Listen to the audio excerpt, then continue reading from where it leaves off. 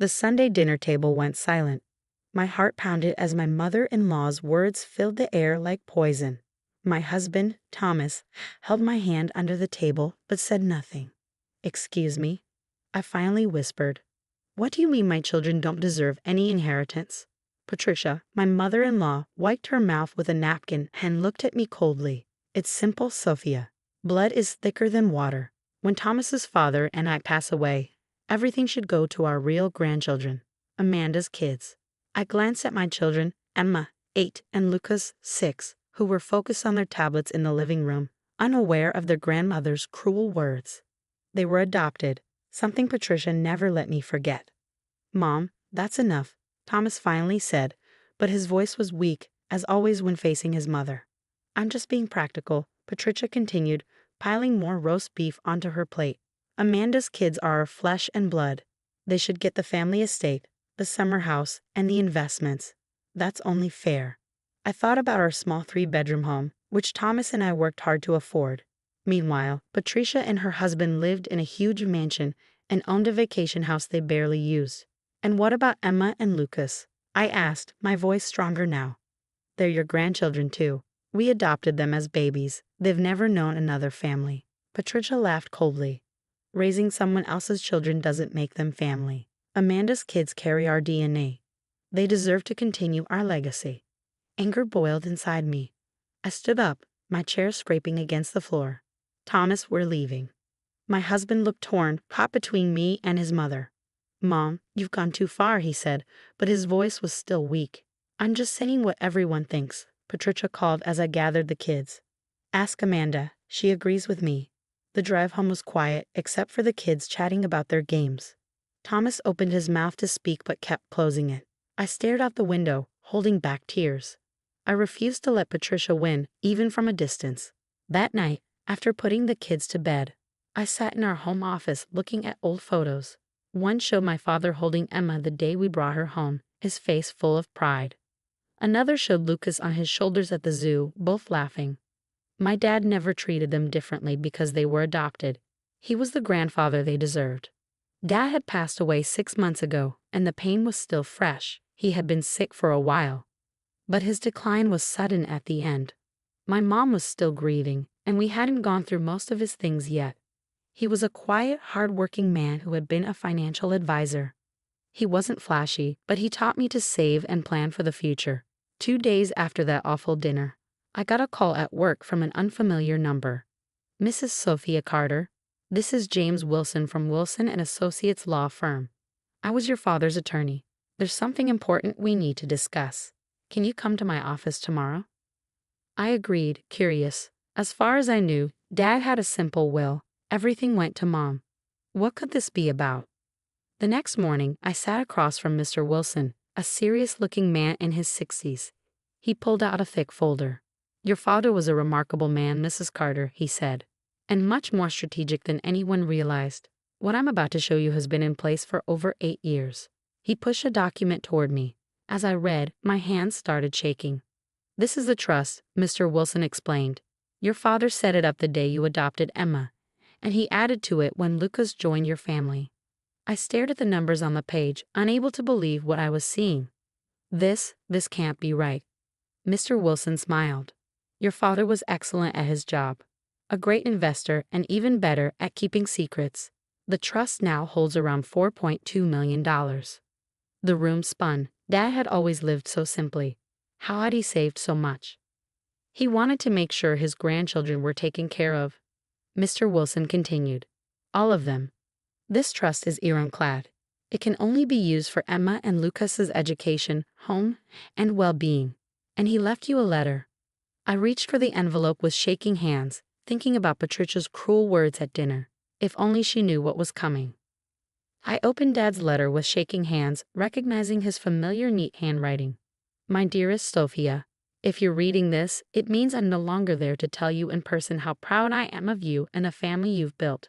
From the moment you and Thomas brought Emma home, and later Lucas, I knew these children were meant to be ours. Blood doesn't make a family, love does. I've spent years building this trust, knowing there might be people who would treat them differently because they're adopted. I wanted to ensure they would always have security and opportunities no matter what. The money I set aside came from my personal investments and savings. Your mother doesn't know about it, as I kept this separate from our family finances. Use it wisely, protect them fiercely, and remember that I love them as much as any grandfather could love his grandchildren. Love, Dad. Tears streamed down my face as I folded the letter. Even from beyond the grave, Dad was still protecting his family. That evening, I showed Thomas the trust documents and Dad's letter. His face went through a range of emotions: shock, disbelief, and finally, shame. I should have stood up to my mother more strongly, he admitted, running his hands through his hair. I never imagined your father had done something like this. The question is, I said carefully, what do we do now? Your mother made her feelings very clear about our children's place in the family. Thomas was quiet for a moment. We tell her. She needs to know she was wrong. I wasn't so sure. Maybe we should wait. But Thomas was already pulling out his phone. No, Mom needs to hear this now. We're having dinner at their house tomorrow night. The next evening we arrived at Patricia's mansion. Amanda, Thomas's sister, was there with her 3 children. Perfect, an audience for whatever drama was about to unfold. Patricia was in rare form, having just returned from a luxury cruise. Oh, Amanda dear, you must take your children on the Mediterranean cruise next summer. The connections they could make with the right sort of families would be invaluable for their future. I caught the emphasis on right sort of families and saw Thomas's jaw clench. Actually, Mom, Thomas spoke up as the dessert was being served. We have some news about our children's future. Patricia's eyes narrowed. Oh. Thomas looked at me and I nodded. He pulled out the trust documents. Sophia's father set up a trust for Emma and Lucas. It's worth over $4 million. The silence that followed was deafening. Amanda's fork clattered against her plate. Patricia's face went through several shades of red. That's impossible, she finally sputtered. Your father was a simple financial advisor. A very good one, I said quietly, and one who believed that all his grandchildren deserved security and love. Let me see those papers, Patricia demanded, snatching them from Thomas. Her eyes widened as she read. This is more than we have set aside for Amanda's children. Amanda leaned forward, her interest piqued. What do you mean, Mom? How much do you have set aside for my kids? Patricia's face paled. That's not important right now. But Amanda wasn't letting go. No, I want to know. You've been telling me for years how my children would inherit everything, how they'd be set for life. What's the actual number? The cracks in Patricia's carefully constructed facade were starting to show. She stammered something about investments and property values. Mom, Amanda pressed. How much? About $2 million, Patricia finally admitted. But the property values. So all this time, Amanda interrupted, all your talk about blood being thicker than water, about my children being the only true heirs, and they're actually getting less than their adopted cousins? Patricia looked like she might faint. But there are real grandchildren. They're all real, Thomas said firmly, finally finding his voice. Emma and Lucas are as much our children as if they'd been born to us. Dad understood that, Mom. Why can't you? I watched as Patricia's worldview crumbled in real time. Her perfectly planned family hierarchy was being upended by the quiet financial advisor she'd always looked down on at family gatherings. I think, Amanda said, standing up, that we should go. And Mom, maybe it's time to rethink some things. She gathered her children but paused at the door. Sophia, I'm sorry for not speaking up before. You have beautiful children. As Amanda left, Patricia sat in her chair, looking smaller than I'd ever seen her. The mighty matriarch brought low by her own prejudices. Thomas took my hand. We should go too. But as we stood to leave, Patricia spoke in a small voice. Could I see the letter your father wrote? I hesitated before handing over Dad's letter. It felt too personal, too precious to share with someone who would cause us so much pain. But something in Patricia's eyes, a glimmer of vulnerability I'd never seen before, made me reach into my purse and pull out the carefully folded paper. Patricia's hands trembled as she read. I watched her face change, saw tears form in her eyes for the first time in the 12 years I'd known her. He wrote this when Emma was adopted, she asked softly. I took a deep breath. Dad added to the trust when we adopted Lucas. He believed family was about love, not blood. Patricia wiped her eyes with a fancy silk handkerchief. Your father, he never said a word. All those years at family gatherings, he just smiled and played with the kids while I, she didn't finish, but she didn't have to. We all remembered her sharp comments, her cold stares, the way she always treated Emma and Lucas as outsiders. Suddenly, Patricia stood up. I want to show you something, she said.